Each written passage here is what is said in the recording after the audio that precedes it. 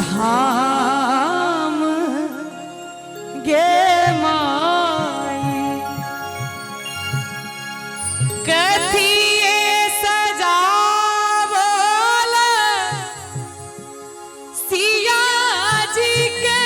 माड़ब सिया जी के माड़ब कथिए सजल बरियात गे माई कथिए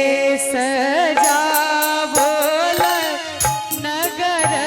अयोध्या से कथिए जनकपुर धाम गे माई कथिए सजावल सिया जी के माड़ब सिया जी के माड़ब कथिए सजल बरियात गे माई कथिए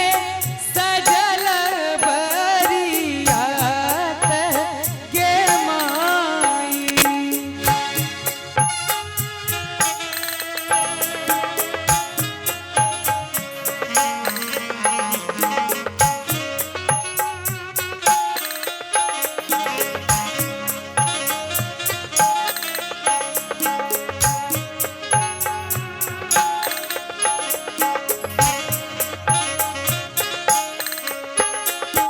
सोना सजावल नगर अयोध्या से नगर अयोध्या से रूपे जनकपुर धाम गे माई रूपे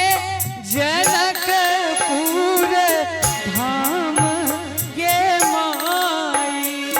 हीरा सा सजावल सिया जी के माड़ब सिया जी के माड़ब हाथी सजल बरियात गे माई हाथी सजल बरियात गे माई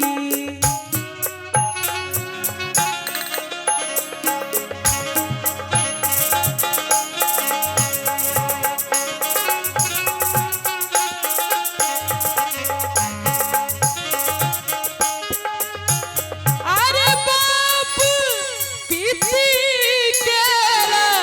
गरधाय कान थी गरधाय कान थी तैयो देला डोलिया सजाई गे माई तैयो देला डोलिया सजाई गे माई अंत में विधि के विधान जे हर परिवार में होई छे हर परिवार में बेटी अपना घर को छोड़ कर जाई छे और हर माय बाप के कलेजा एते पैघ होई छे जे अपना बेटी के अपना से दूर कह दै छथिन। ई विधि के केहन विधान छे बड़ा अजीब सोच कर देखियो तो बड़ा अजीब छे। भनहि विद्यापति सुनु हे सुनैना सुनु हे सुनैना सब धिया सासुर जाई गे माई सब धिया सासुर जाई गे माई सब धिया सासुर जाई गे